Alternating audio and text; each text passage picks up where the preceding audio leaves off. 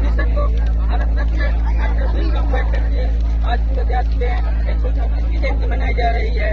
उसी कड़ी में आज जनपद कौशाम्बी के सिकंदरपुर बाजार में बड़े धूमधाम से बाबा साहब की जयंती मनाई जा रही है।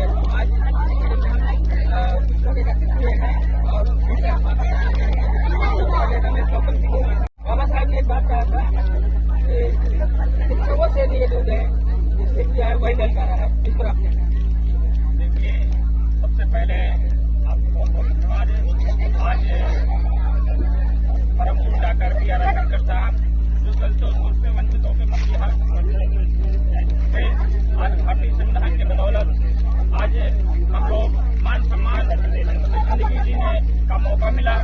आज जो है देश में सभी समाज जो भाईचारा बाबा साहब अम्बेडकर ने भारतीय समाज देश में गैर बराबरी की खत्म करके समाज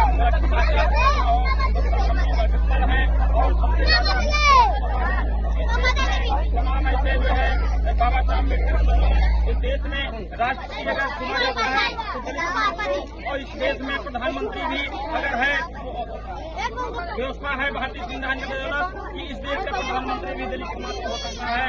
इसलिए बाबा साहब अम्बेडकर ने कहा था कि जो पिए छेड़ने को दूध है, जो पिए को वो दहाड़ेगा। इसलिए आज शिक्षा की बदौलत ही आज हमारे समाज के लोगों ने पढ़ लिख करके इस IAS PCS तमाम ऐसे प्रमुख पद पर पहुंच गए हैं।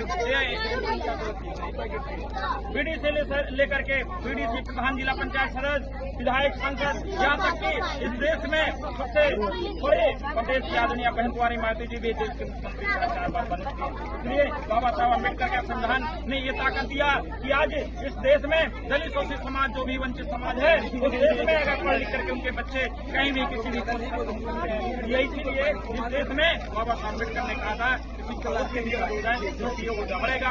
आज जो ललकार है पूरे देश में बाबा साहब अम्बेडकर के नाम के लिए जय जयकार हो रही है, ये वहीं पर लागू होता है। अब मैं दूसरे व्यक्ति से मिलता हूँ, श्याम जी है, बाबा साहब ने कहा था कि उनका एक मन कौन सा मन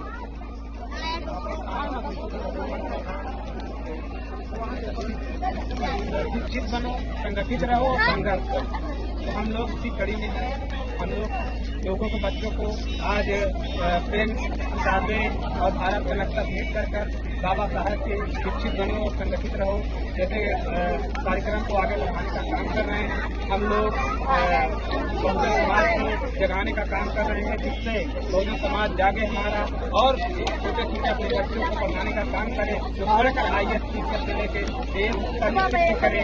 तो ऐसे बाबा साहब के काम करके अपने समाज को जागरूक करने का काम करते हैं। बहुत बहुत धन्यवाद जी। बाबा साहब ने जो कहा था कि सबसे पहले शिक्षा ग्रहण करिए, शिक्षा ग्रहण करने के बाद आप संगठित बनिए, स्वयं करेंगे। इसी के साथ मैं मुकेश कुमार के साथ दिनेश कुमार